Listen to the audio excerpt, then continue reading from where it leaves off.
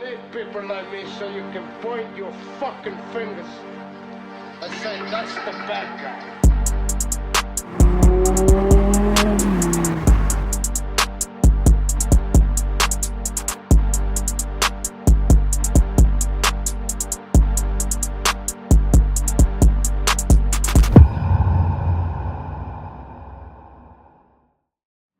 Man, so the long-awaited episode with my boy Pablo. Yes, sir. Cheers, my guy. I think this episode is something that's gonna be really good, bro. I believe so too. I don't know how we've known each other now for like about a year. About a year. It was crazy, bro. I don't even remember how it all started. I just remember that, well, we had a meeting and then after that it just took off, right? 100%, yeah. Yeah, it's been a long year, bro. Last year was tough for both of us. Yeah, I agree. It was tough, man. But I think that situation definitely built our friendship a whole lot more, and it helped our businesses spark. It made it stronger. For sure, bro. And I feel like with every relationship, even, you're intimate or, your business, you always have to go to that struggle to become better or make it stronger. Yeah, for sure, bro. I feel like that was something needed for both of us. And for us to like really understand each other and really see how we wanted to proceed with business, Yeah. And I feel like this year has been a fucking blessing, bro. Yeah. It's been a blessing and it's only getting better and better, I agree. Yeah. How long have you been doing sales now, bro? 5 years. 5 Yeah. years? What was your first sales job? Car salesman. You were a car salesman? Yeah. So a big dealership or what? Well, it was a small dealership, but I learned whenever I get into something, like any type of job, I always gotta learn how the business works, how the structure. Because I used to work at the restaurant, right? And then after a restaurant, I wanted to do something better. Well, what age were you working at the restaurant? I was 15. 15? Yeah. Till what time? Till like what age? I would say 17, like about 2 years. Because whenever I came here, You were a server or like, what were you doing? yeah, cashier. Nice. Yeah. So I started in construction. I was like 11 years old. I started young. So after construction, I wanted something different. I was going to school. What kind of construction were you doing? It was plumbing. Oh, So, shit. but like new construction for like new builds. Nice. So I was doing that in the beginning, and then I went to the restaurant industry. I learned a lot from the owners of the industry. I always like to involve myself with hire people. So I learned how the industry works, and then after that I got into the car industry. So it was pretty good. How'd you like that? It was good. I mean, car industry is easier than what we do. Way easier. 10 times easier. Yeah. So I don't know if I told you what happened last week or the week before that, No. where I had an incident at the dealership. Oh, yeah. You I think I told you briefly, right? It's crazy, bro, because, I even told my girl, I was like, hey, this is going to be a cakewalk. Yeah. And she's like, why do you say that? I'm like, cause like I know exactly how they do business. Yep. I know their financing. I know every little detail. And we both know, bro, like in business, even though we sign contracts, there's always like small loopholes that if you know them, you can get around, Correct. And yeah, bro, we ended up going to the dealership to try to get that fixed because they try to like hit her upside the head with like crazy like Numbers. Yeah. Yeah. And her brother called and was like, hey, what's going on? Blah, blah, blah. Try to get it like fixed. They didn't want to do nothing. That's crazy. Then I think it was like her family friend, like one of her sister's like boyfriend or something like that. Mm-hmm. He called too to try to help fix it, right? And I was like, man, why did you go around and waste your time a little bit on that? You should have just called me. I would have handled it like that. Yeah. Yeah, man, bro, I went in there and literally like, as soon as I went in, I did what I had to do. Right after that, we got straight with the GM. Next day, he called me. He said the whole deal's canceled. I was like, damn. But it made me realize, bro, like, not in a cocky way, but it's like what we do in our industry is a whole lot tougher. Yeah. And it takes a lot more to sell than it does in a lot of other industries. So you can go to any other industry and kind of like just dominate it, like brush it off, roofing and all that other stuff. It's like, how you not know how to sell this? Yeah. How do you not know how to sell this shit? Yeah, and I feel like selling is an essential skill for a person to have. Always. Like you always gotta sell yourself. You're selling yourself to your customer, to a business partner, to to your future partner, Yeah. you always gotta sell yourself. Yeah, that's true. You know, Yeah. What was your first impression of me when we first met, bro? I we don't think we never clicked. brought that up. Yeah, yeah, no, we clicked right away. I feel like we had the same mentality in a way, and I feel like almost the same background. So I feel like we just click fast. Yeah. You're a lot younger though, bro. Yeah, How old are you now? 23. Sheesh. Boss, right? Started young. Yeah, bro, man. I honestly, like, when I heard your age and you were already doing all these moves, I'm like, damn, bro, like you started young as fuck, man. Yeah, it's crazy. Sometimes I feel like the age doesn't really matter. It doesn't. It's the But maturity. yeah, correct. But I put a lot of work into it. Like I wasn't, partying. I didn't like clubbing. I just had to focus on what I wanted. Did you And get that out your system? Yeah. Yeah, at an No, no, early no, age? no. I feel like it wasn't for me. Yeah. So it's not like I'm gonna go clubbing, get it out, and that's it. Nah. Yeah. I said, what would I go party if there's nothing to party for? Yeah. I wasn't a billionaire. I wasn't a millionaire. So what would I party for? Something I'm There's not nothing yet. to celebrate. Yeah, correct. Yeah. So I feel like that wasn't for me, and I was just more focused on work. Even though I feel like I'm a workaholic, Yeah. but I have bigger plans, and then I want to be with bigger people than For sure. Do you feel like you work now? Do you really feel it like work? Or do you feel it like it's just a lifestyle? I feel like it's a lifestyle. Because for me, it's like, I don't see this as work, bro. I see this as a lifestyle, you know? Yeah, Like there was a point where I saw it as work, because it's like work, work, work, work. But then it just started to become so good that now I just see it as a lifestyle. yeah, correct. Like to be able to have the opportunity to sit here right now, enjoy a good cigar, have a good conversation with each other, versus being on the clock and being like, hey, bro, I can't meet you till 7 because I got to clock in at this time and then I can't clock out at that time and this and that. Yeah. So like for me, it starts to seem like it's more of a lifestyle versus like I guess you could say like a career or a job. How do you feel about it? Yeah, I agree. I mean, we're escaping the rat race at the end of the day. I mean, this whole thing of 9 to 5 that gets built in school, in the school system. Yeah. They started us young. You hear that ring bell, and then the same thing with work. You hear that ring bell, time to go to lunch, come back, clock in. Same thing in school. Yeah. Yeah, I was actually on the way over here. I don't know what hit me. Like something just hit me and I was like, damn, man, we finally escaped the Matrix, bro. Yeah. And the reason why I thought about it, I'm like, man, if you think about it, everybody else has to do something. Correct. And they don't have like, I wouldn't say a purpose, but they don't have a clue on how to free themselves, right? Yeah. Like if you ask the average person, like, hey, bro, can you meet up over here for lunch? Like, what are they gonna tell you 9 times out of 10? No. I can't, man, I'm working, bro. I got shit to do, blah, blah, blah. Yeah. Let's say you wanna go for a late night dinner at a fancy place. What are they gonna tell you? I can't, man, I got shit to do in the morning. I got work to do in the morning, blah, blah, blah. And then you realize like, damn, bro, if I really wanted to, I could just catch a flight right now, go enjoy it, still make good money, maybe do a little bit of paperwork here and there between flights, Correct. and still be successful. Yeah. And it's like, damn, man, you escaped the race. And not only that, but I feel like I've achieved a mindset where I feel like I can achieve anything that I want. Like we could get whatever we wanted to. How do you feel about manifesting? Strongly on that, bro. Yeah. I try not to think negative anymore. Even in relationships, like anything, business, relationships, everything. Because I feel like the more negative we think, the more we attract it. Yeah. Like you start attracting it and attracting it and attracting it. Kind of like a cup, right? Like if you pour water into a cup, what starts happening? It starts getting filled up, right? And then with a whole bunch of water, it overfills and starts spilling.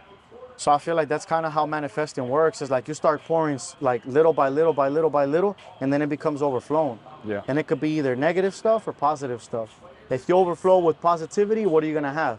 You're gonna have a lot of positive things in your life. But if you overflow with negative shit, you're always gonna have negative shit. Correct.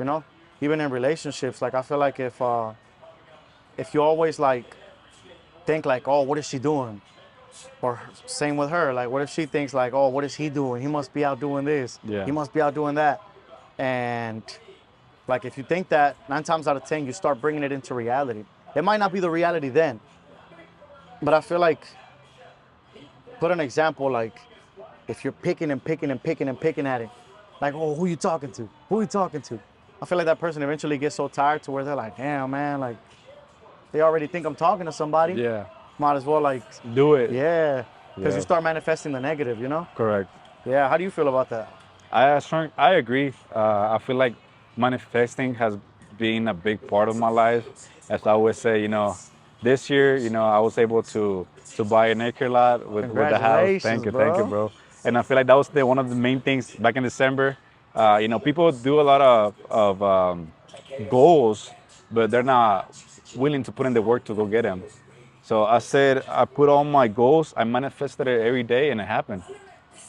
I was able to get the house that I wanted. I'm able to get the car that I want. I'm building the business to a $1 billion business. So everything is about manifesting, putting the work. Yeah. You- Yeah. One thing I feel strongly about too, though, is it's not always about work. It's about productivity. Correct. Because you can run laps around here and not be doing shit, Correct. And that's working, putting Yeah. in the work. But you're technically not doing shit, versus actually being productive. And I think a lot of people get it confused. Correct. They're like, oh man, I'm gonna work 80 hours at my job and be successful. Like, hey man, I'm not talking down, but it's like, yeah, you can get to a certain level.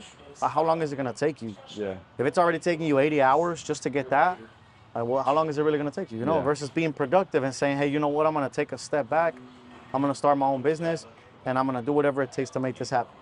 Now you're being productive versus just working hard. Yeah. Yeah. Kind of lost my train of thought, but I was gonna ask you. I think it came back now. I was gonna ask you, how do you feel now, right, about how important it is to have a partner? Like how important is your partner in your life as far as like in business? Because the way I see myself and guys like yourself is we're like the top 1%. Correct. We already have enough stress as it is. Yeah. We have a lot of shit going on. We're very different from the average person, right? So it's like, to me, the way I see it is we have to set certain standards. And I feel like our partners can either break us or make us. Correct. How do you feel about that? I agree. I mean, you partner, you're supposed to let them know what's your plan. And if that plan doesn't connect with them, it's not going to work. It has to connect with them. They have to be supportive. Aligned. You're stressed. Looking at all your employees, looking at all the work that we're putting in. Sometimes we work, 12 o'clock, we're still working. Anytime, we're at lunch, we're in a dinner, we're still working. But at the end of the day, if they understand, like, hey, the lifestyle that I chose, I'm willing to put in, all my time and all my energy in this. But if you don't feel like I'm not giving you enough attention, I don't think you should be with me. Yeah. Because I feel like most partners, they're looking for that, right? Attention. Attention, right? Yeah. But it's hard for us to balance that out because we're looking for a bigger picture. We're not looking for, a 9-to-5 job. I'm not. If you want to be with somebody who has time, go be with somebody in Yep. McDonald's who works Yep. at McDonald's. Yep. So I agree. I mean, your partners, it could bring your emotions down, but I feel like as a man, you're supposed to know how to control them. And if they like it, they got to deal with it. Yeah, it should never affect you. Correct. For sure, it should never affect you. That's what I was telling some of the guys earlier. I'm like, man, no matter what happens, I have a purpose. Correct. I have a purpose and I have a mission. So either you're with me or not. Like, yeah, it does matter to a certain point, but it won't affect my productivity. Yeah. Like, it won't affect what I got to do. It won't affect my success either. Because at the end of the day, yeah, it might mess with you a little bit when some things are not going right, but I don't feel like it should take over completely to where now your business is going downhill and everything's going to shit because of a situation at home, Correct. I feel like Yeah. when I was doing sales training, I always said something crucial to our sales reps. Is whenever you go inside the house, all your problems, leave them in the back, leave them in the door before you go into the house. What taught you that? You think you were taught that in corporate? No, I feel like I got taught that myself. Nice. I learned that. I like whenever you walk into the house, you're a different person. You gotta bring your energy up Yep. because as human beings, we'll feed each other as energies. Oh, for sure. Yeah, that's why I told you from day one, bro. That's why I named my organization Energy. Yeah. Because it's like everything revolves around energy, Yeah. Every little thing. And honestly, I feel like this year I've grown a lot more maturely, mindset-wise. Because last year, yeah, I was full of energy. I had everything as far as like the mentality that I wanted to have. But last year kind of humbled me and made me realize like, oh shit, like you need to be mature to a certain level to understand other things, Yeah. But most definitely, man, I feel like the the partners that we choose definitely affect us, you know? Correct. And it's very important too because we're not the average person. Yeah. I don't want average. I don't want to be average. I don't want an average lifestyle. I don't want an average wife. I don't want average nothing. I feel like I've never fucking fitted in either, bro. Like I've Yeah. never fitted in into like a crowd, you know? How do you feel yourself with the friends you have right now or your partners that you have right now to your friends in high school? Oh, way different, bro. Way different. I don't tolerate a lot of shit either, bro. Yeah. Like I feel like when we were kids or young teenagers, like you tolerate it so much, right? Because there's little jokes that we used to make around each other and bullshit. Yeah. And now as a grown ass man, it's like, nah, I don't tolerate certain shit. And it's crazy, bro, because I feel like my stepdad's the one that taught me that shit. You know? It's something that he taught me whenever I was working construction with him for a little bit. Because I would see my uncle and all the employees would get along with him, be like, ¿Qué pasó, güey? ¿Cómo andas, güey? Yeah. Pendejo, da, da, da. I'm like, damn, man. And then when they would talk to my stepdad, they'll call him by his last name. And in my head, you know, because I was young, I was like, damn, well, do they not get along with him? Like, what's up? And one day I finally asked him, I was like, hey, man, so how come they don't cotorrear contigo, you know? Like, Yeah. how come they don't get along with you like that? He's like, nah, because you got to understand, this is my job. I'm a boss here. They got to see me as a boss, Correct. not see me as a friend. Because if they see me as a friend, they're not going to be as productive anymore. If they see me as a friend, they think that everything could slide. And at that point, we don't have a business. Yeah. We just have a friendship. And I was like, damn. I didn't understand that at the time. But now, I understand that shit heavy. I'm like, nah, man. Like, now you gotta learn when it's the right time for business, when it's the right time to, you know, have your friends around and all that stuff. But I definitely secluded my circle very, very small, bro. I secluded my circle to something very small because, as we know, in this business that we're in, there's a lot of people that want to be friends, but when it comes down to taking the hits, like when They're shit not goes there. south, they ain't there. Nah, bro, pay me my shit and we're Yeah. done. Pay my shit. It's like, damn, bro. Like I thought we were homies, cool. bro. Like, I Yeah. thought we were cool. I thought we were supposed to take the hits together, you know? Yeah. But it's like now, nah, bro. I definitely learned how to separate the two, and not only that, but also like focus my energy on who I do want around me. Correct. And I feel like there's a lot of people, even in our business or in different industries, that they don't know how to separate friendship within business. Mm-hmm. And I feel like that's their downfall. It is, bro. I think it was my downfall for a little bit. It was my downfall because I wanted to keep people around, you know? Yeah. I wanted to keep people around, and I thought, man, hell yeah, handing them a check, taking care of them, paying them well, it was gonna keep them around. Yeah. And then hard cold truth was, shit, when shit hit the fan, hell Yeah. nah, they all Somebody left. comes, giving them better red line, they leave. Yeah, better money, or like, oh man, it ain't so sweet over here anymore. Yeah. Shit got hard, and what happened? They all left, you know? So that was something that I definitely had to learn. But you know what? I heard this quote the other day, and that quote said, when the house fell down, how did it go? I think that's not exactly how it went, but it was basically saying I had to tear the house down to see who was gonna pick up a hammer and help me build the mansion. That's a good quote. And I was like, oh shit, that Yeah. one was good. But it's true, man. Like, you have to tear the house down Yeah. because eventually the house is gonna fall. When you start a business, it's not always sunshine and rainbows, you know? Yeah. Like, there's gonna be hard times because you're starting a business. That's why 99% or 80% or 95% of businesses fail within the first 5 years. I mean, you've seen the industry last year. A lot of people It was going went to under. shit. Yeah. It was going to shit. A lot of people in our industry went under. It was Mm. crazy. Yeah, so, yeah, man, I feel like that's a big quote that I really loved was that, you know, you had to tear the house down in order to see who was going to pick up a hammer to help you build a mansion. Yeah. And it's because a lot of people want to come in when it's sweet, but when shit hits the fan, it's like, oh, They don't wanna I'm be good, there. I'm out. Yeah. I ain't trying to get hit. Oh, there's clawbacks. I'm good, I ain't trying to get hit. Yeah. Oh, this. I'm good, I ain't trying to get hit. It's like, nah, bro. I feel like when we ride together, we ride together. And especially as business partners, you got to understand each other and you got to be like, okay, what is it? The shit you taught me the other day, P's and L's, right? Yeah. Profits and losses. I didn't even know about that. And you taught me the P and L's, and I was like, man, that's true though. We have to understand our profits and losses, not only in the business side, Yeah. but also like in the partnership side. As business partners, it's like, okay, what are our profits? Okay, we could profit like this, but we got to be careful because we might take an L right here. Yeah. How are we gonna handle this L? well, we got to make this up in order to cover this up, so we don't have to take that L. This W right here makes up for this L right here. Yeah. You know, kind of like clawbacks. Like when you see a clawback, you're like, okay, we might have took a little clawback there, but guess what? We got another job. This job will cover for this one. Now we're good. Yeah. Yeah. What is your best advice that you would say that you learned last year? Like your best advice on business, like for somebody starting a business, because obviously like we run high level businesses now. But let's say somebody trying to start like a barbershop, a salon, like, because I feel like we're at the point in life now where we understand business in general. Yeah. I feel like you have to get the numbers right first.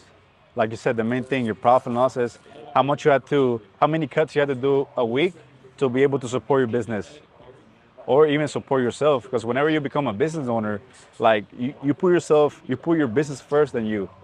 And that's one of the big things that I have done in my business. I have put the business first, then myself second, to be able to make it better or to succeed in it.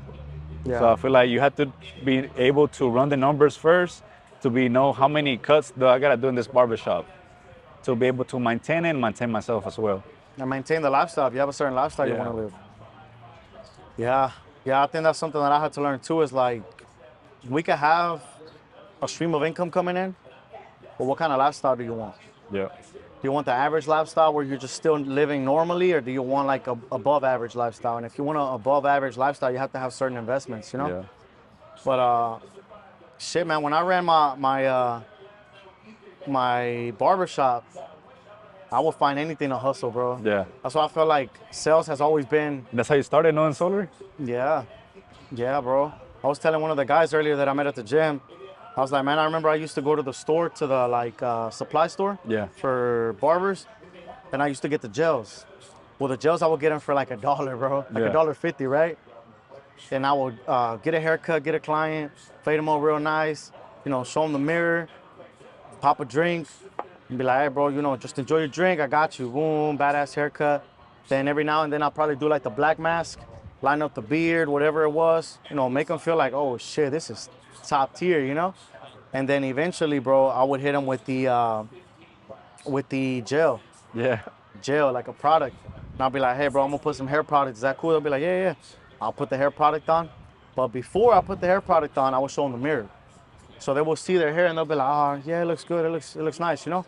And I already knew what they wanted. If they wanted like curly hair, Yeah. like to where it looks really nice and curly, I'm like, okay, I know what I'm gonna put on their hair. You have the right one. Yeah, if they wanted like a slick back or stuff like that, I already knew what to put. So I'll show them a before, and then I'll show them the after. And the after I would make it look 10 times better.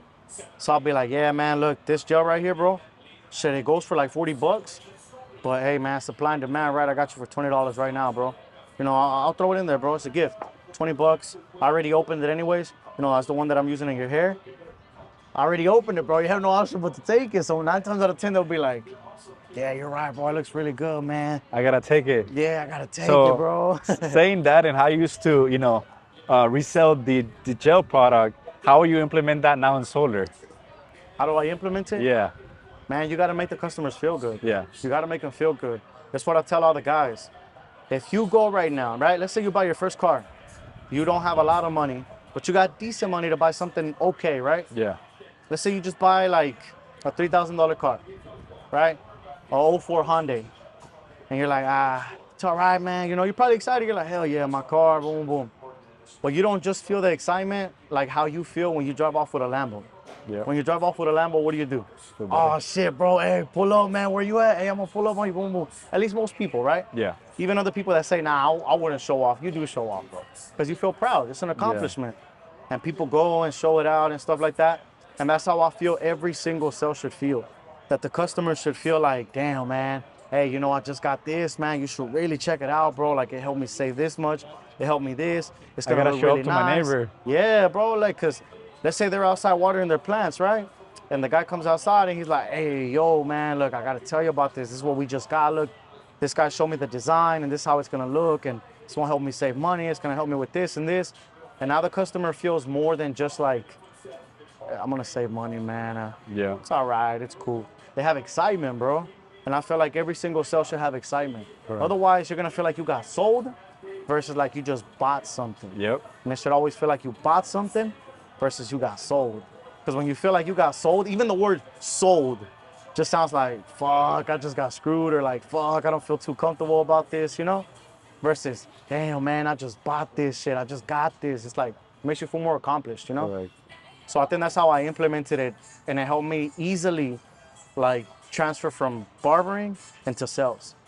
Because I already had that hustle mentality. I already had that where I was like, okay, well, if I'm gonna go to the barber shop and get this, yeah, we're good right now, thank you. Like, if I'm gonna go to the barber shop, right? Well, in the barber shop, what do they want to feel?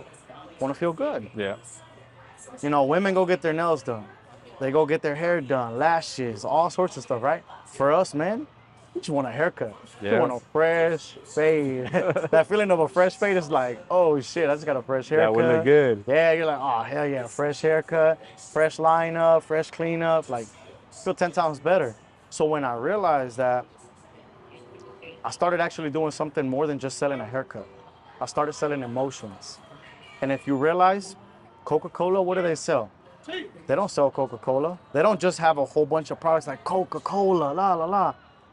Bro, they put like commercials, they're snowboarding, fucking snowboarding everywhere. And then out of nowhere, the snowboard kind of just hits like the snow, boom, and it blurs out the camera for a little bit. And what's right next to it? A Coke, and it opens. And you're like, oh shit, I Yeah. want a Coke.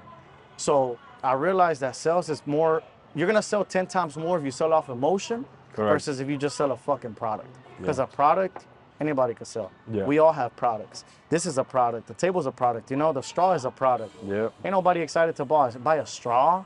Like, oh man, I'm gonna buy a straw. Whoa, how exciting. No, but if I'm like, hey bro, we just made the best fucking tequila in the world, okay? There's only one problem though. There is no straws. You mind going right there inside and buying one real quick? What are you gonna do? Buy it. Hell yeah, because you're gonna be Yeah. like, man, I wanna taste that tequila he's talking about. So I'm gonna be like, okay. Yo. And the crazy shit is, it's gonna make that tequila taste like 10 times better. Just because you're like, oh shit, I'm excited about it now. Yeah. So I definitely feel like it helped me a lot, bro. And it also made me realize how the market works, you know? That you get things for a whole lot cheaper and then you can actually sell them for a whole lot more. And it's not based on just the product itself, it's based on you, how you sell it. Correct. Think about Prada, bro. Prada, Gucci, Louis Vuitton, all That'll this say shit. emotions. Yes, bro. Like, what do most famous people wear? Designer, right? Yep. So what does that make other people feel? It makes them feel like if they're top tier or successful, They if they're have to wearing, wear the designer. Yes, they have to wear shit. Yeah. Bro, when I first started in this industry, I was like, oh, hell yeah, Gucci, all this. Now, I'm in sweats. I've been wearing these for the past like 4 or 5 sessions. Don't come for me, guys. Like for the last like couple episodes, I've been wearing the same shoes. And if you walk into my closet, I'll have like over 300 shoes, bro. Yeah. Like 300 boxes of shoes that I haven't even worn. And a little background story on that. When I used to be a barber, I used to go to Walmart, and at Walmart they had the $10 shoes. And that's all I would buy, bro, $10 shoes. I'll buy the $10 shoes and I'll walk to the barber shop. Inside, everybody was wearing like Jordans, Air Forces, like badass shoes, right? Yeah. And I'm walking with the, I don't know what they're called, Walmart ones. And I'll be like, shit, I want some of those shoes. That'll be badass, you know? But at the time I had a goal, and it was to get my barbershop open. And then when I finally, you know, got into sales and started making more money, I kind of splurged because I was like, damn, man, I can finally buy the shoes I want. But then later on now, fast forward to today, I realized like, this shit don't even matter, bro. Yeah. It really like, a shoe is the same pair of shoes as anybody else's shoes, you know? Correct. A $5, $10 to $1,000 shoes don't make It's a how you fucking dress it, how you difference. feel about it. Yep. It If don't you're make a fucking comfortable with a difference. $10 shoe, they're going to see you're confident. Yep. Just like I told JP the other day, and I'm gonna ask you the same question. How do you feel about, let's say right now, right? You handed a random person, a dude from Walmart, right? You handed him a $40,000 watch. Okay. Is he more valuable than you just because of the watch? No. Why? Because I have the knowledge. Exactly. And you could probably get 5 or 6 more of those, right? Yeah. Exactly. Could it be a quick come up for him? Probably, right? Yeah. Probably sell it, come up, that'd be up to him. But in reality, who is the more valuable person at the time? You are, because you have the knowledge. So that's the way I feel about certain shit now is materialistic shit. It's like you can have the nice cars, you know, the Range Rovers, the Porsches, all these nice, beautiful cars, which I love too. But at the same time, it doesn't matter. Because you Correct. could be driving a Hyundai, a Toyota, and still be 10 times more valuable than the dude driving a fucking Range Rover, you know? Than the That's dude right. driving a Lamborghini, than the dude driving a Rolls Royce. Why? Because you might be driving that Toyota right now, but they don't know that in your garage you got like 10 different cars that are Rolls Royces, Lambos, shit like that, right? Yeah. So, yeah, that's something big that I learned this year. How do you feel about that? I agree to some extent, right? Because I feel like See that lighter real quick? something that I learned, and then I was taught that how you dress or how you present yourself, That's important too, though, for sure. you know, that's how they will treat you. Yeah, that's true. And I'm pretty sure you learned that in sales, right? Well, my family taught me that. So, you know, You've always been well dressed, bro. I gotta admit. thank you. Ever since I met you, bro, you've always Yeah. been well dressed. I think the first time we met, I was pretty well dressed that day too, right? Yeah. I was dressed up salesman style. But yeah, I agree with you though. I feel like, especially like if you're starting in business, Correct. like I feel like that's a huge gem right there if you're starting in business. If you're starting in business, you definitely got to be presentable because people are gonna look at you and you come like this, they're not gonna take you serious. You could take me serious now because you I know who you are. Yeah, you know me. Yeah. But if I were to come in like this to our first meeting ever, it'd be like, dude, what the fuck is this guy even wearing? Yeah. Like, this guy, can we take this guy serious? Like, Yeah. what's up, you know? So for me, yeah, I agree with you 100% on that actually, because when it comes to an important meeting, I definitely don't dress like this, you know? Yeah. But when it comes to certain things, like, it doesn't really matter anymore because the success and the mindset's already there, you know? Correct. Yeah. What are some other things some other advice you got to give people that are starting businesses? Like right now, young guys that are your age, starting businesses, making good money. What are some advice you would give them? Besides the not partying, besides the not splurging once they start making money. I feel like surround yourself with the right people and start going to events. I think that's one of the main things. Network. You gotta be known. You know, get your business cards ready. You gotta know more people. That way, they get to know you and they get to do business with you. I think networking in any industry is you have to do it. It's a must. Yeah. Yeah, for sure. I mean, it is true. Who you surround yourself with is how you're gonna be, you know? Yeah. And how you're gonna carry yourself. And it's also because I feel like we hold a standard to each other, bro. Correct. We hold a standard towards each other. Like, you're not gonna let people do dumbass shit around you, you know? Yeah. I'm gonna tell you a funny story that I haven't told a lot of people, but I wanna say like about a month ago, right? About a month and a half ago, maybe now. This was an incident that I didn't even see happen. But I was with a guy that I had just met who's an influencer, right? Mm-hmm. And he was at the same place we were, Okay. which it was, you know, it's like a little family get together for us. It was my girlfriend and her sisters. They were in town. So we were kind of like celebrating, you know, just showing them around Dallas because they're from Washington. Okay. And man, bro, we went to this place and this dude does some dumbass shit. And I didn't realize it until the next day. So he tagged me on it.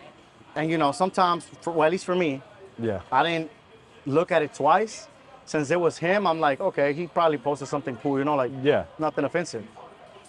And then the next day I look at the shit and I'm like, oh fuck, this dude right here, what the fuck did he just do? And my girl quickly like told me too, cause I was like, hey, did you see that shit? And she was like, yeah. And she's like, well, we didn't know what to tell you because we thought like you were okay cool with it. Yeah. And I was like, fuck no, I deleted that shit quick. And I was like, man, hell no, bro, I cannot ever allow that again. Yeah. Because it was very disrespectful what the fuck he did. And it's not in a bad way. I mean, if that's the way that he feels about shit, that's him. That's cool with. Yeah, that's you. Yeah. But me personally, I hold myself to a higher standard. So that's the way that I feel about it, is that like when you do have people like yourself, like myself around each other, we don't let each other do dumbass shit. Correct. Because we hold each other to a higher standard. So it is very important to really have some people around you that hold the same standards as you, you know? So what are some life topics? Let's talk about life now. I feel like we gave some good advice on business and people want to hear a little bit more about life too, you know?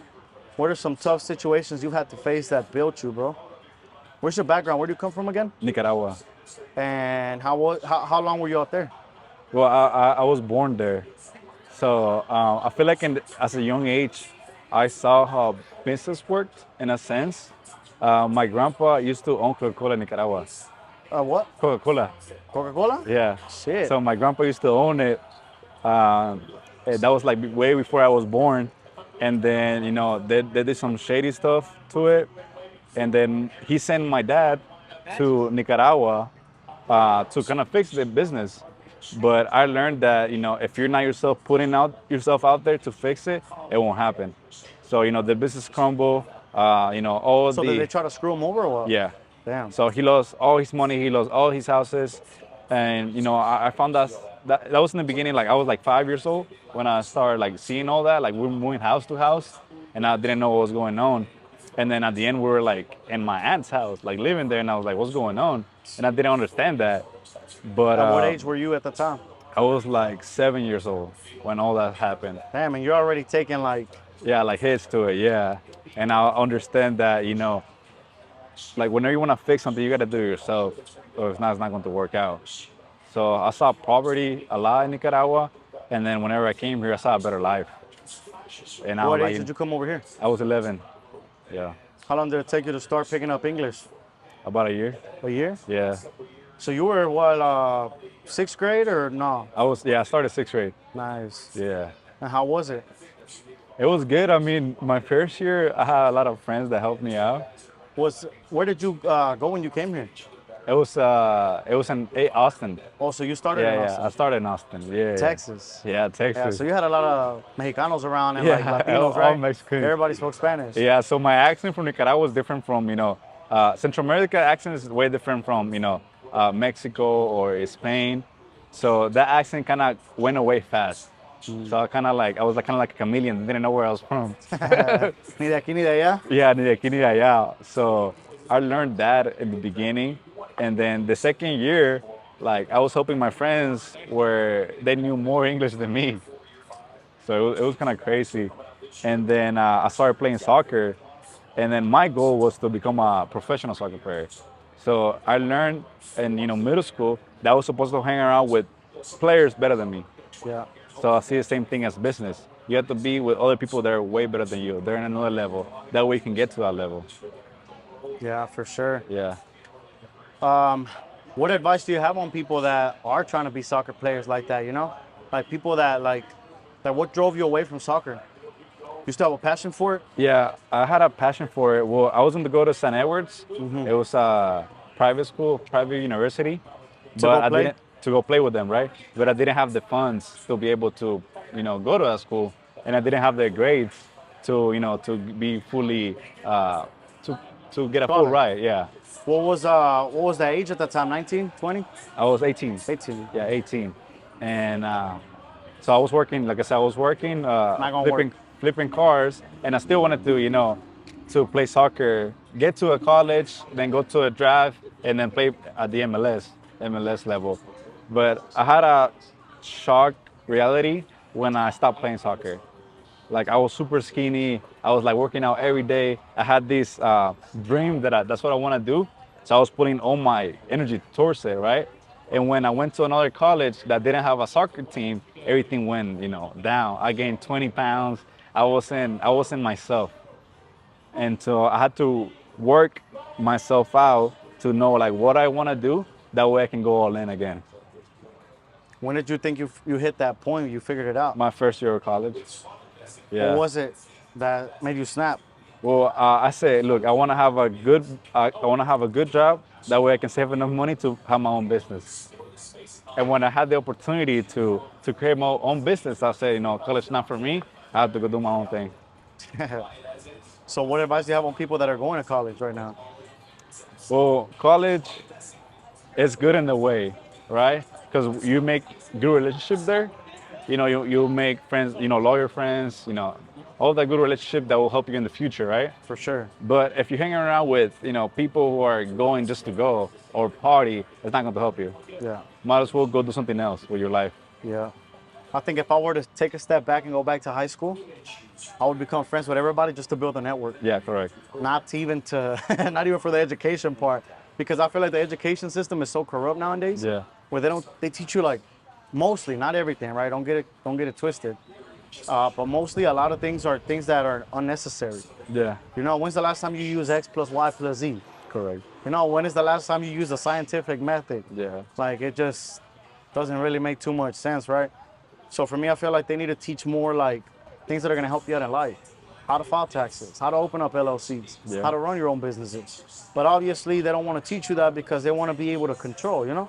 They want to be able to control because the way that I see it is like, if you got a lot of people that are not educated, and I'm not talking about educated in school, but educated in life, it's easier to be able to control them. Yeah. That's why you're able to pay them fucking $13 an hour, right?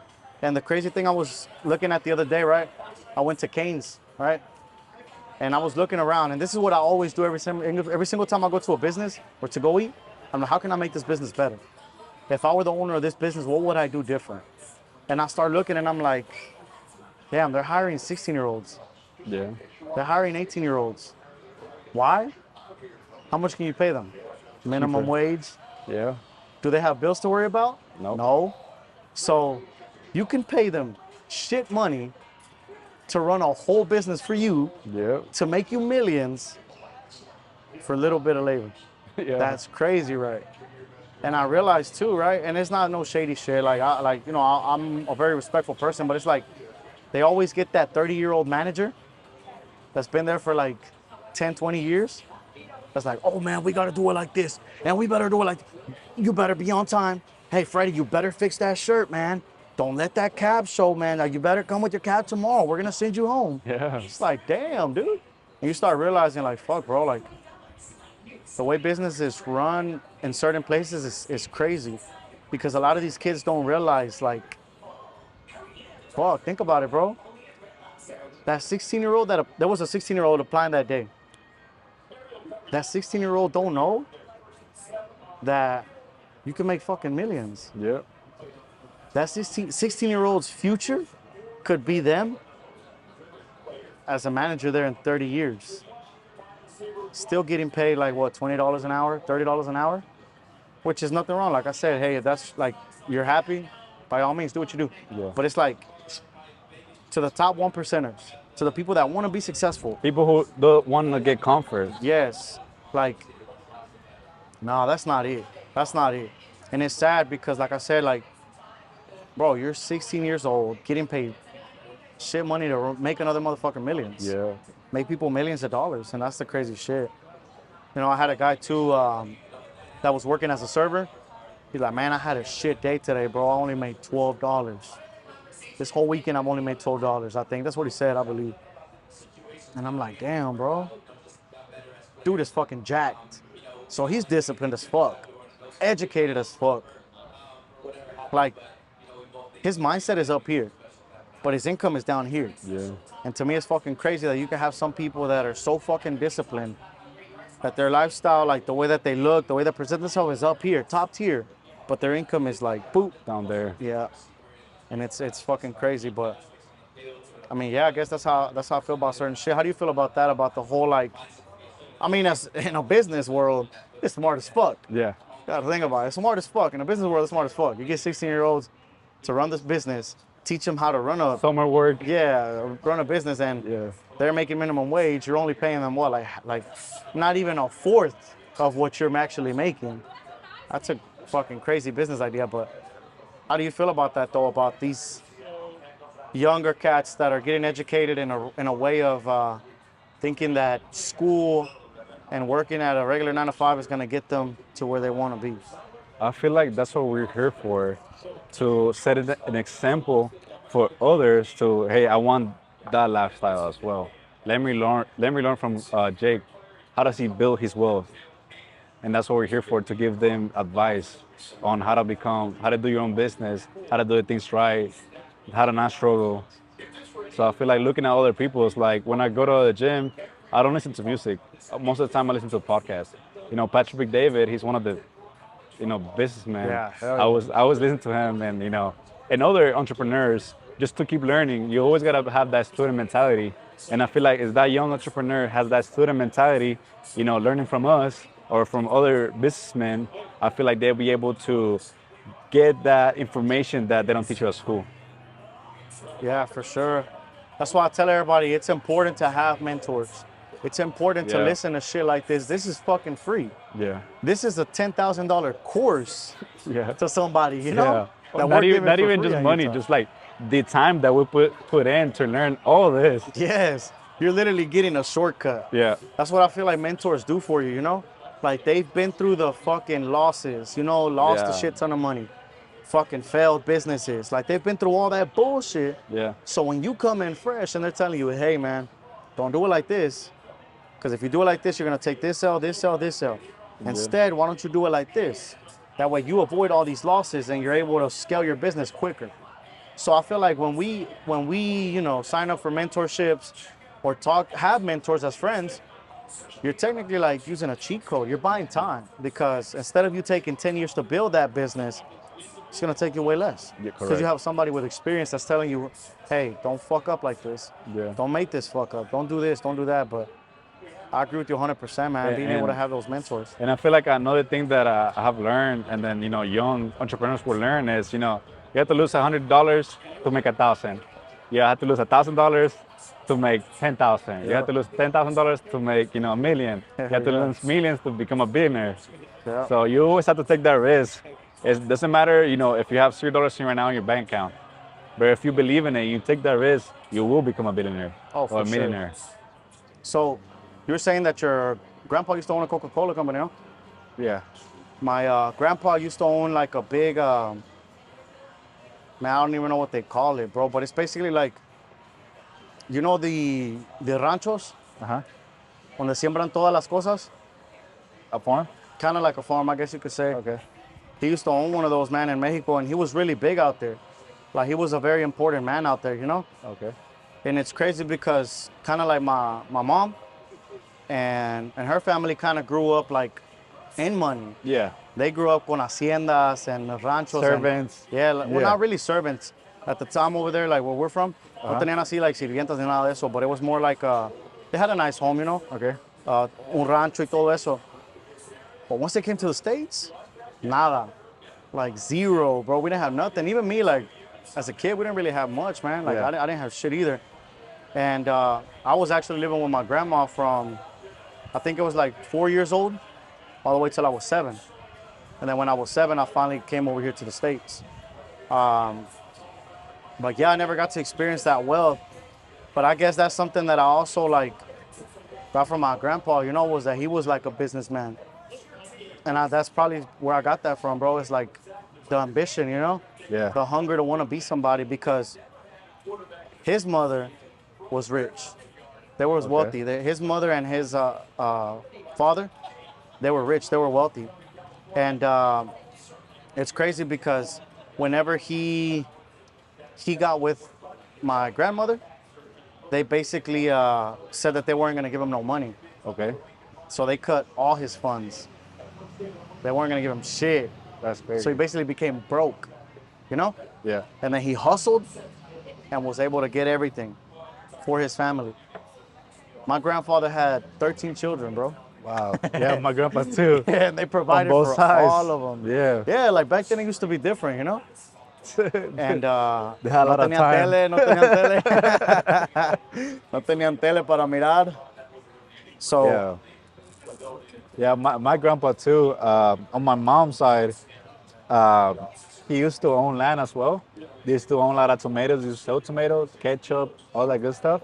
And my grandpa taught all his 11 kids to, it's fine that you have a servant, right? You have somebody that help you out, cook, clean, but he would teach every of my uncles how to do the same thing. Because he used to have a saying that it was, if you marry somebody that is wealthy, right, you'll teach your servants how to do the things you like, or the things how to cook, how to clean the way you like it. Now, if you marry somebody that's poor, you know how to do it. You know how to cook, you know how to clean. yeah. So he taught all my uncles the same thing: how to cook, how to clean, even if you were poor or rich. Yep. So it was a good advice that he gave everybody, and then my aunt taught me the same thing too, to Yeah. being more independent. Yeah. Yeah, I feel the same way, bro. Like I grew up like in poverty, you know? Yeah. And my tias always taught me the same shit. Hey, Yeah. pick up your toys, pick Yeah. up your shit. So desde chamaquito yo siempre era un niño like limpio. I would always clean up everything. I've always been very, very clean, you know? And even my mother would tell you, you know, like as a grown ass man now, I've always been very clean too. Yeah. Even now, like that, you know, La Señora Erika, like she helps clean my place, which, man, I'm very grateful for her, bro. Yeah. You know, I'm very grateful for her because she makes my life a whole lot easier because she comes to the house and cleans up for us. Yeah. Which big shout out to her, man. I gotta love her. But it also is something big for me because I was never used to that. Yeah. I will clean up the house myself. I've always cleaned up my own place, you know? Cleaned up my own place. Now, of course, Now that we have don't the got the money. time. Yeah, we don't got the time for it. It's Yeah. like, it's not that I can't do it, not that I don't want to do it. And I'm very grateful that I have somebody to be able to do that for us, Yeah. you know? But at the same time, it's like I don't have the time to just sit there for 5 hours and clean the clean. house. Yeah. Yeah, because we really gotta, make sure that we're using our time wisely. If we gotta clean for 2 hours, but instead on those 2 hours we can make 10K, 20K. Yep. We gotta know how to put the first things first. Yeah, and then exactly. have somebody to help you out with the rest of the stuff. Yeah, it's like I told the guys earlier too, man, that I was talking to. I can afford to lose money. Yeah. I can't afford to lose time. And the reason why I say that is because I can always make the money back. But the time, I can never gain that shit back. Because you have the knowledge. Exactly. So when it comes down to a relationship, to a business that failed, to anything else, Yeah. I don't give a fuck about losing money. But I do give a fuck about the wasted time, you know? And it brings us back to the whole relationship shit. I think that's a major thing for me too, is like, Yeah. I don't care about taking somebody to a nice dinner, like, having a nice dinner date, stuff like that, doing stuff. The thing that does bother me is wasted fucking time with somebody who probably doesn't appreciate you or somebody who doesn't see how much you're truly doing for them, you know? One thing I told the guys too is you cannot give a girlfriend wife treatment, you know? And a lot of people might find this controversial and say like, what the fuck is that, right? But you can't let your girlfriend stop you from meeting your wife, right? And it's not saying you have 2 girlfriends. It's not saying Yeah. you have that. But what I'm trying to say is a lot of the times you'll have a woman that's not really ready Yeah. to move on to that step, and she's holding you back. Because you could easily find a woman who is ready to be wifed up, who does have those morals, who does have those standards, who does want to be a wife, not be a boss, Yeah. right? Which I guess it's different for us that we're, Businessman. yeah, because we are the boss. And it's not in a bad way. Of course, a woman's always going to have her opinion, and we Yeah. cherish and love our women. A man that respects his women is top tier. Correct. A man that loves his woman is top tier. But you got to understand that the household needs a leader. And men were meant to be leaders. Correct. We're meant to lead our household. We're meant to provide. We're meant to Yeah. be providers. And women are meant to be what? Feminine. So, like, I feel like a lot of the times why relationships fail is because the woman's steady always trying to fill the role of a man. Yep. She's steady worried about trying to be a boss. Steady trying to be like, well, what if it doesn't work out? What am I supposed to do? Which I understand, right? And I feel like that sometimes goes back to whenever they're raising their kids. They don't have that father figure.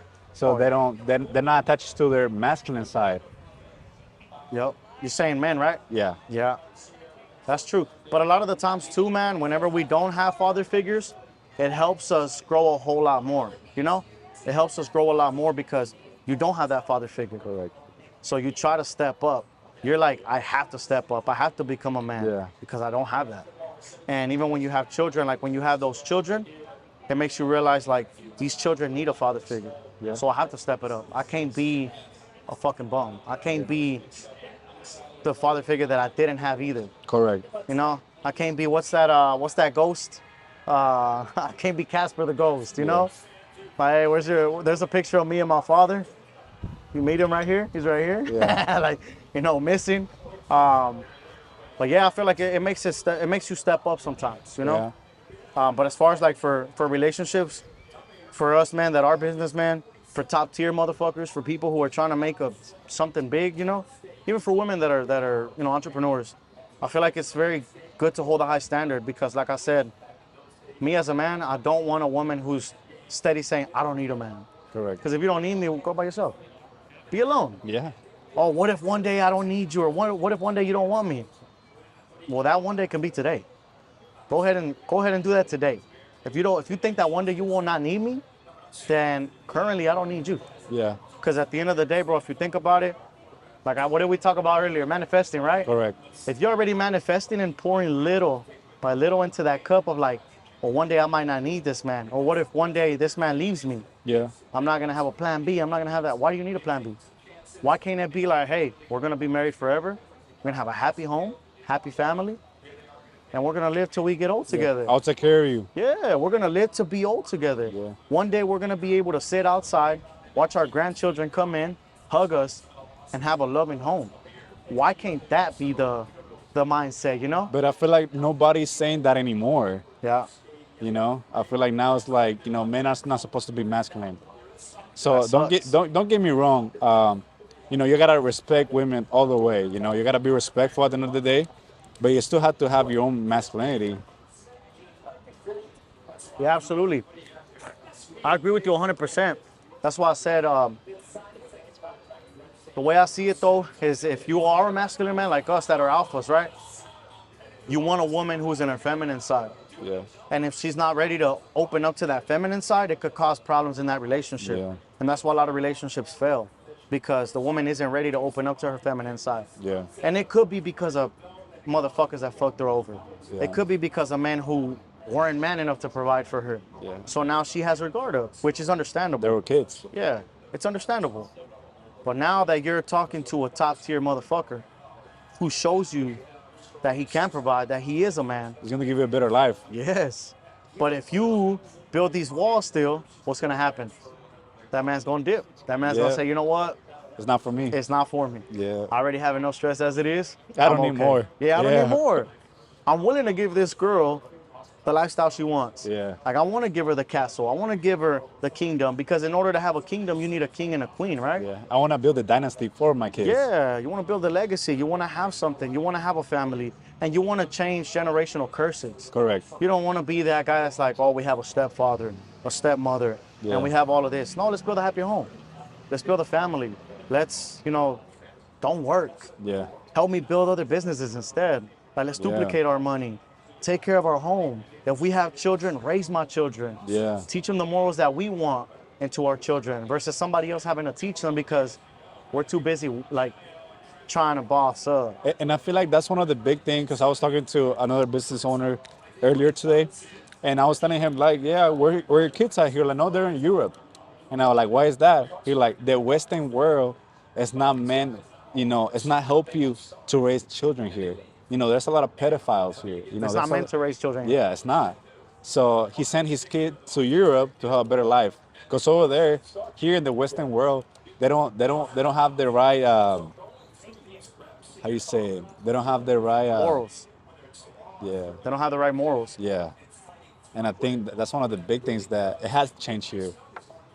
If not, it's not going to be good for the future. But it's up to us, though. Yeah. It's up to us to implement those morals. It's completely up to us to be able to change that. I have a son and I have a daughter, and I want to raise a good woman, and I want to raise a good man. I want a man that's going to be able to raise a family and provide for his wife. I want a woman who's going to be able to trust her man. Yeah. Who one day my daughter will get proposed to, and find a man who's going to be responsible, love her, and take care of her, and cherish her as a woman.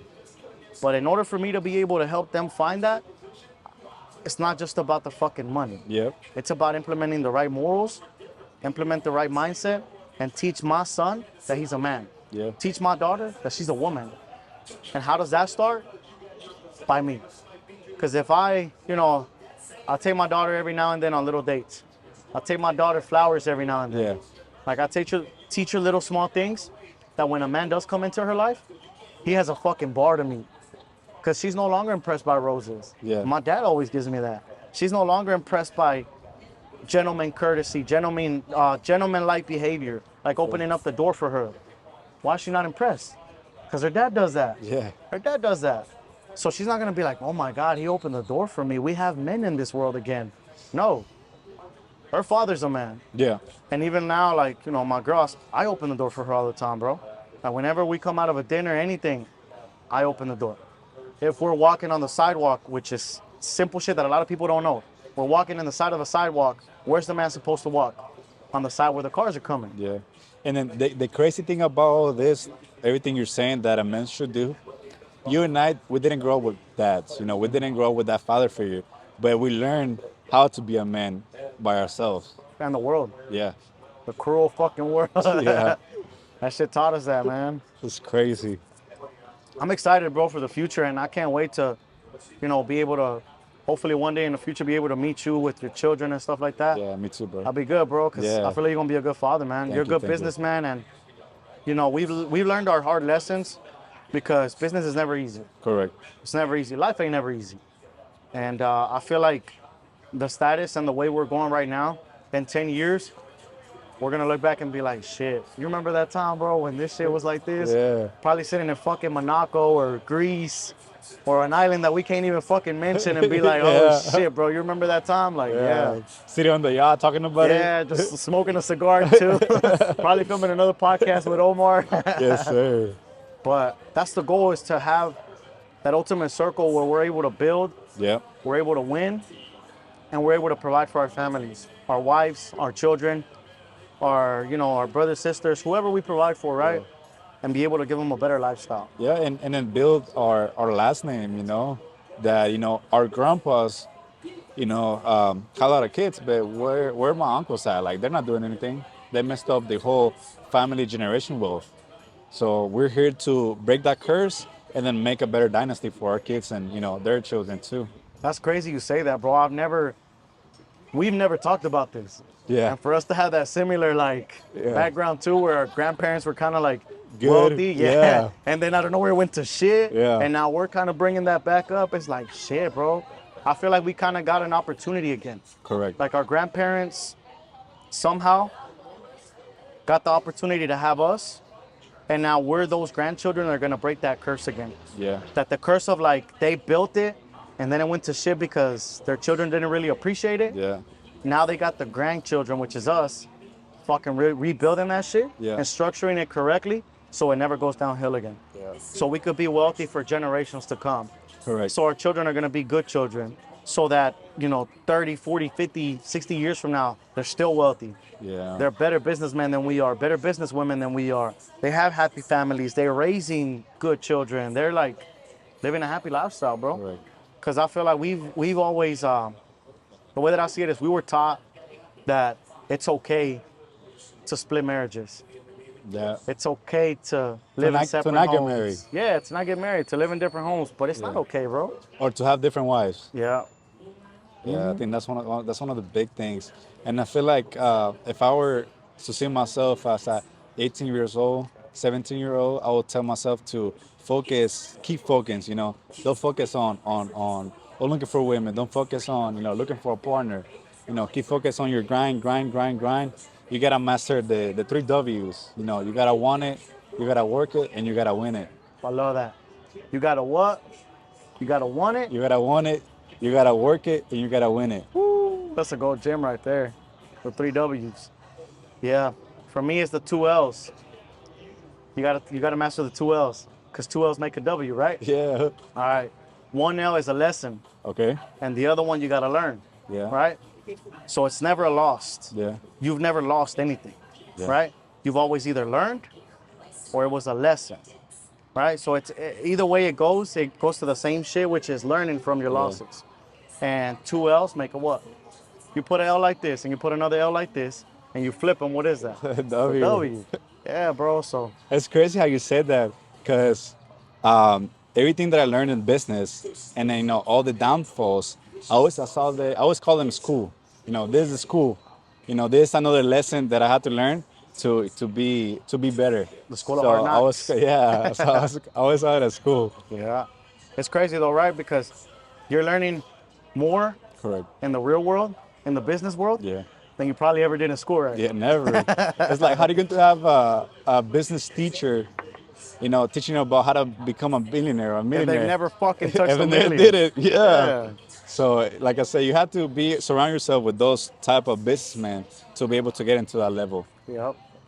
And you know what's the thing that I love about our generation is the more you think about it, Yeah. the younger that we're seeing millionaires now. We're seeing more and more and more young millionaires versus back then. And it's not to shame nobody, right? But think about it. When you think about millionaires right now, or at least like maybe 5 years ago, Yeah. you're thinking old dudes, Yeah. like old rich dudes, right? Yeah. You're not thinking like, oh shit, this 23-year-old is a fucking millionaire, bro. Like, oh fuck. It's like Tate said, like, you're not going to be a billionaire 80 years old driving a Ferrari. Nobody's going to be impressed about that. You're going to be impressed with that millionaire, that young millionaire driving a Ferrari. Yep. That young man, you see a young motherfucker driving a fucking Lambo, Yeah. carries himself differently, has businesses. And another important thing, I think that the most important jewelry you could carry, what do you think it is? The most important jewelry you could wear, what do you think that is? Is it a watch? Nope, What is it? The mindset? it's a wife. A wife? You can't wear your mindset, you have your mindset. Yeah. That's something you can't take away. The most important jewelry you could rock is a wife. Because that's a trophy, bro. Yeah. Like if you think about it, when you see a good businessman that's built properly, 9 times out of 10, what does he have by his side? A good A wife. good woman. Yeah. A good wife, bro. Like Andy Elliott. Yeah. Hey, man, shout out to Andy Elliott and Jacqueline and Yes, Elliott, right? beautiful relationship. man. Yeah. I actually reposted one of their videos Yeah, earlier. I saw it. Yeah, because they were just talking about how she believed in him Yeah. when nobody else did. Nobody what? Yeah. Yeah, when nobody would watch him, when nobody would see his speeches. Yeah. When he just started, she still believed in him. And they talk about their testimony, and it's like they were sleeping on the floor. They sold their home, and people Yeah. were looking at them like they were fucking crazy. Bro, I would give up anything to find a wife like that, bro. Yeah. That's like, hey, man, whatever happens, She's we're there in this for shit you, together. no matter Yeah, we're in what. this shit together. Yeah. Like, we're in this shit together, no matter what happens. Yeah. We might have our little arguments. We might bump heads every now and then, because Yeah. nobody's perfect. But no matter what, I'm sticking with you through the end. Yeah. I spoke to her a little bit at the Latin Solar. We spoke for like 30 minutes, and she was telling me about the story, before everything started. And it's crazy how she helped him, become better, become that man that he is right now. It's because people don't understand, and this is why I say, like, women are very important, bro. Yeah. Women are very important, and the reason why they're very important is because they're our peace. Yep. They're a man's peace. Yeah. Like, literally, like, you feel at home Yeah, because of a woman, right? Yeah, it's like you don't want to go home, after work, stressed, and then they start bitching at you. You don't want that. No man wants that. You want to go home, be like, hey, baby, what do you want? Are you okay? How's your day? I'm here if you need anything. Exactly, bro. It's like if you realize a lot of the people that are unhappy, they're unhappy because, like, even the guys that you see at, like, fucking, like, certain sporting bars, like Ojos and all these other places, right? Yeah. Why are they there? Yeah. They don't want to fucking go home to their Or wife. they go to a strip club. Yeah, nah, ni vergas, I'm not going home, man. She finna bitch at me, man. Yeah. Hell no, I'm not trying to do all that, blah, that's blah, blah. dumb. I'll be home later, blah, blah, blah. Why? Hell no, I want to be happy as fuck to go home to my wife. Yeah. I want to get home and be like, hey, baby, get ready. We're about to go have dinner. Dress super fucking nice. Yeah. And her feel good about herself. It's crazy because a lot of the men nowadays, they want to shame their women, right? They want to tell her, like, hey, you can't wear that. Yeah. You can't do that. You can't do this. You They can't do feel that. insecure. Yeah. But you met her like that. Yeah. When you fell in love with her, she was attractive. She was beautiful. And now you're telling her she can't go to the gym. She Yeah. can't get, like, dressed up nice. She can't do certain things. Like, what the fuck is wrong with y'all? Yeah. Y'all should want your women to dress nice, to look good, to feel good. Because me, I like to feel good. I like to go to the gym. I like to dress nice. I like to be able to feel good because if you look good, feel good, you perform better, right? Correct. Yeah. Exactly, bro. So why would I not want my wife, who is my main, like, ride or die, right? Yeah. And also the most important, like, person next to me Yeah. when I go out anywhere, to look good. Apart from your kids. Yeah, of course, yeah. Because kids are always up there. That's a controversial thing too, though. Yeah. Because I don't know if it was Andy Elliott or somebody who said something about that. When they said, was it Andy that was talking about, like, I think it was them when they said, who do they take care of more? I forgot what podcast I saw that on. But they said, yes, I take care of my children to a certain extent, but I'm also cherish my wife a lot. Yeah. Because my children one day are going to build their own family. Yeah. They're going to build their own legacy. And who's going to be left? Me and my wife. Yeah. So I feel like the children and the wife are always like in that same kind of level, in a certain extent. Don't get it wrong. Correct. To a certain extent, but they should always be to that same level too, because at the end of the day, when you get older, you're only gonna be with your wife. Yeah. Your kids are supposed to build their own legacy, create their own families, and eventually part their own ways. You know? How do you feel about your religion? I don't think we ever talked about it. Nah. I believe in God, bro. Okay. You remember when all that shit happened to us, when like business was falling apart and Yeah. all that? I was actually in a relationship at that time, you know? And we've talked about it now, Yeah. but I was in a relationship that was not the ideal relationship for me. Okay. And business was going to shit. Life was going to shit, you know? And we were used to winning. And then out of nowhere, boom, slam. And I remember being in my truck. Remember I had that Silverado? Yeah. I was in my truck, man, and it was a rainy fucking day. And I sat in that truck and I said, God, you've heard conversations I haven't. You know people's intentions more than I do. If this is for me, it's for me. If this is for me, it's meant to be. And if it's not, it's not. And also those people that need to get the fuck out of my circle and out of my life, take them out today. Why? Because I'm prepared for the pain. Yeah. I'd rather feel the pain now Then later. than to suffer later. Because later is going to be worse. Yeah. Let me feel it now. 30 minutes later, I'll shit you not, bro, I get a call. We get into a small argument, and we decide to say, you know what, it's best that we just go our own way. Yeah. I remember. Yeah. You told me about it. Yeah, bro, and It was crazy. being realistic, it got to me, right? Yeah. But then I got home. Remember, this is a fucking rainy ass day. This is 1 a.m. already. I get home. I don't even go up my garage. Because you know my garage is like fucking 4 stories up. Yeah. So I didn't go up to my garage actually. I stayed right there in the front of the building. Rain's hitting. I turned off the truck and I started smiling, bro. I started smiling because I said, man, you never left me alone. Yeah. When I asked you for something, you delivered it like this. I was like, I'm never gonna lose faith in you again. Yeah. I'm never gonna lose faith in you again because you are the powerful, you are the creator. And now I know that I can create my own destiny. I can create my own lifestyle. You've given me life. It's my turn now to take advantage of it or to throw it all in the fucking trash. Yeah. So, yeah, man, that's how I feel about it. How do you feel about it? I feel like I'm here because of him, you know? I got to this point because he had a mission for me, Bigger purpose. a bigger purpose, to, you know, help others, you know, where I came from. It's like, doesn't matter if you come from dirt, you know, you still can make it to the top. Oh, You just for gotta sure. believe it and then be in his favor. You have to be in his favor. I think that's one of the big things that I try to, you know, every day to get better, ask for more knowledge, in a sense of more, how do you say it? Prosperity? I'll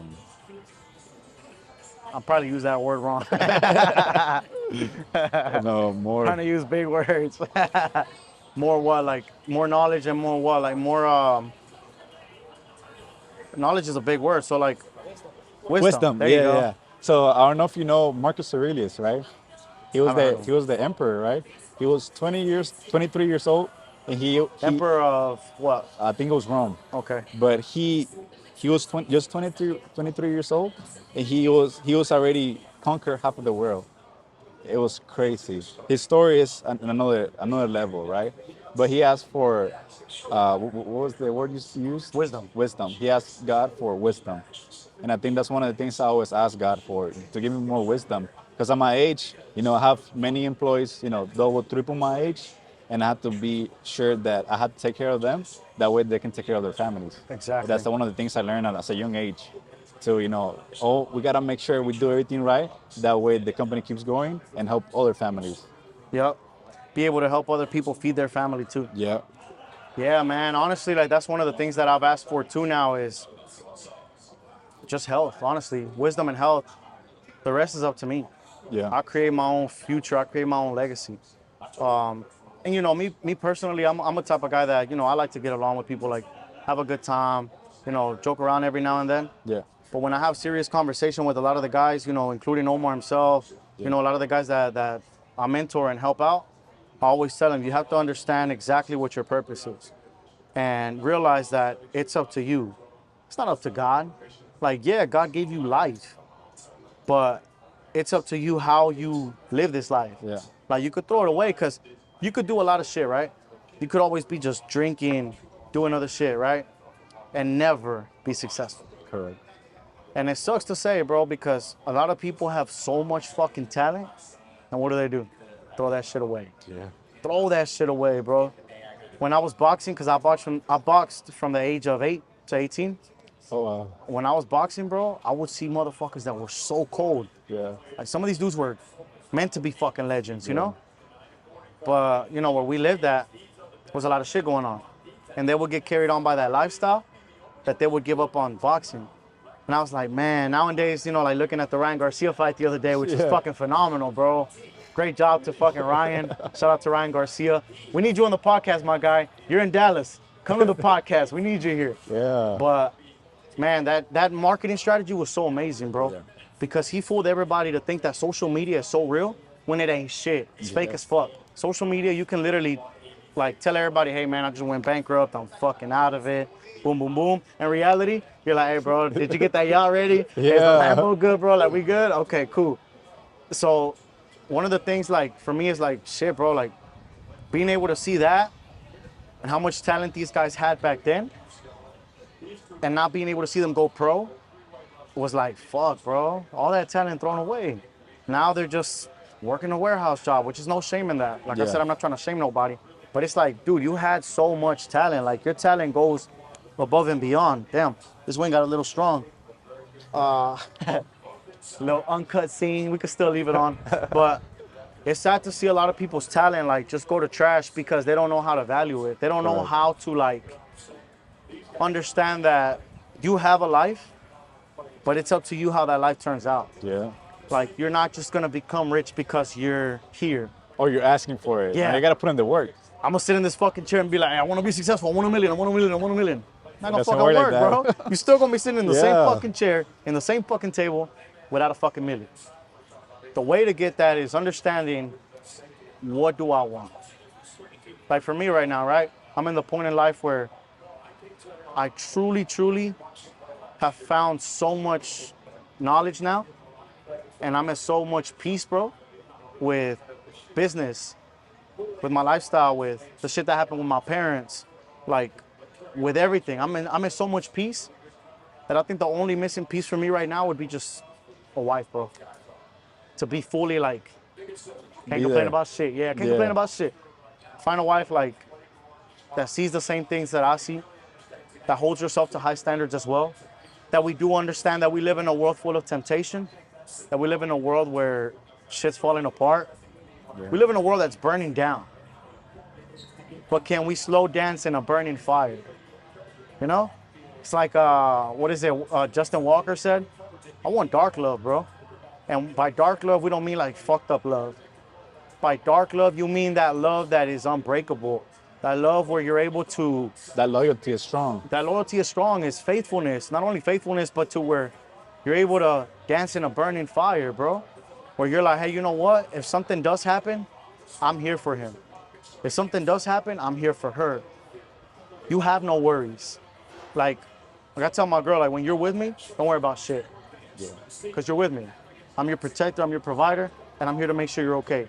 Even if we have a small argument, she's good. Yeah. She don't have to worry about who's next to her. She don't have to worry about nothing because I'm gonna be there. My eyes are not just here in our conversation, but they're also over there with her. Like, if we have, let's say we're in a nice dinner and me and you are at the bar, yeah, we might be here talking, having a good, like, drink or whatever, talking business or whatever, but my other eye is over here. Yeah. I'm looking to make sure my wife is okay. I'm looking to make sure that she's good, that she's protected, that nobody comes up to her, disrespects her, or nothing like that. And I feel like that's that kind of love that you truly want, bro. Correct. Not the love where it's like, they're successful, nah, pues el interés, money, like, nah, bro. Anybody can give you money, right? Anybody can give you, I'm gonna call it intimacy. So I don't wanna say the fucked up word, right? Even though I said fucked up, but I don't wanna say the other word, but Anybody can give you those things. Yeah. You can go and find that at a fucking strip club. You can go and find that at a $5 massage place, happy Yeah. hour. You know what I'm saying? You can find that. Yeah, you can find that at a Me Love You Long Time, like happy place. Like you can find that in those places. True fucking love, you're not gonna find anywhere. Yeah. A person that's gonna care for you and love you, you're not gonna find it anywhere. So when you do find it, cherish that shit. Yeah. Cherish that shit. And I also have a strong belief in that, bro, where it's like people say, oh, we're moving too fast. Oh, it's going too fast. There's never a right time. That's how I feel about it. Yeah. There's never a right time. You could be with somebody for 10 years and never get a fucking spark. Or never get to know them. Exactly. Never get a spark, never get to know them. And you could be with somebody for 2 months and be like, fuck, I want the world This with is the this right person. Yep. Yeah. Because the timing is never perfect. I feel like it's always in the God's time. Exactly. Like it's always on His time. You know, you're going to find the right partner at this age, at this time. Because that person's meant to be for you. Yeah. That person is meant to be for you. And when we're young, we make a lot of mistakes. Because we, you know, I wouldn't say just for myself, but a lot of people start dating young, you know? Yeah. 18, 19, or whatever the age might be. And they're like, oh, I'm in love. I love this person. I want to give him my all. Yeah.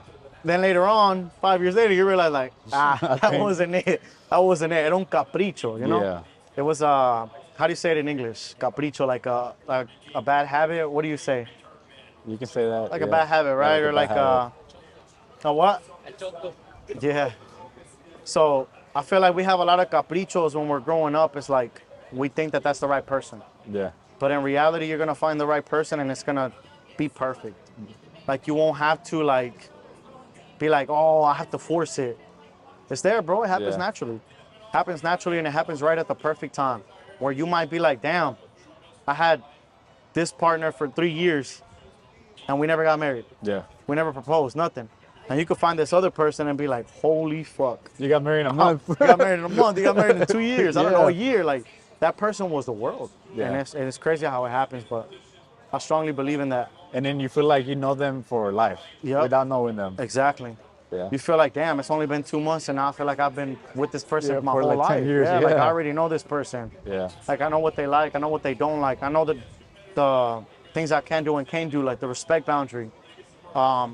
And one last thing to end that subject is like I said, you have to set the standards from the beginning. Because if you don't set the standards from the beginning, that other person's gonna think that everything is okay. Yeah. You know? They're not going to expect it. Nope, they're not gonna respect it. And not only that, but think about it like this. Let's say a person doesn't like something. And the other person's like, but to me it's normal. Yeah. And this person says, well, fuck it, I can lower my standards for you. That's a wrong. That's a negative. Don't do that shit. Because if you have a standard, the person you're with should respect it. Correct. The person you're with should be like, okay, that's your standard. You don't like that? Fine by me. If you don't like it, I don't either. Yeah. Back to being happy again. Because once you start lowering the standards, yes, I might have lowered my standard for you, but truly I'm not happy. Yeah. Because it's still a problem for me. I didn't say that that was okay. I didn't say that I was happy with that. I said I lowered my expectation and my standard for you to be happy, Yeah. not for me. So what's gonna happen in the future? It's gonna be a fucking problem again, you know? Yeah. It's gonna become an issue again. So I feel like when we have standards, stick to that shit. Be solid to it. And if that other person doesn't respect it and value it, that means they don't respect and value you. Yeah. So at that point, let it go. But hey man, any fucking last advice? This was a fucking great conversation, bro. Yeah. I feel like we're just getting started. We need a fucking part 2 now. That's right. Shit, man. Yeah, for the part 2, I feel like we want people to, leave the comments, let them know what topics you guys want to learn, from us. That's the best thing. Yeah, man. Hey, bro, it was great having you, man. Thank you, brother. It's great to be able to see you at 23 years old doing everything you're doing now, accomplishing all the shit you're accomplishing, bro. And on camera and off camera, I'm always tell you, bro, I have your back no matter what, man. Thank you, brother. From business to aside from business, simply because I feel like our fallout taught me a lot about not just business, but you as a person. Yeah. And ever since that day, bro, like ever since we, got together again, like made things better, it just made me grow like a lot more love for you as a brother, bro. Thank you, bro. Like I feel like everything is just It's going there. at the right pace, Yeah. man, and we're bound to be fucking successful Hell as yeah. fuck, bro. So Thank you, brother. 10 years from now, man, I can't wait to be in a fucking yacht with you, bro, enjoying a fucking cigar and We got to be in Monaco soon. yeah, and shit, whatever island it is, it's in Yeah. the middle of nowhere where there's pigs in the water and horses in the water. Yeah. And stuff like that. But hey, man, cheers to another great podcast, Thank you, brother. Cheers to success. Yes, sir.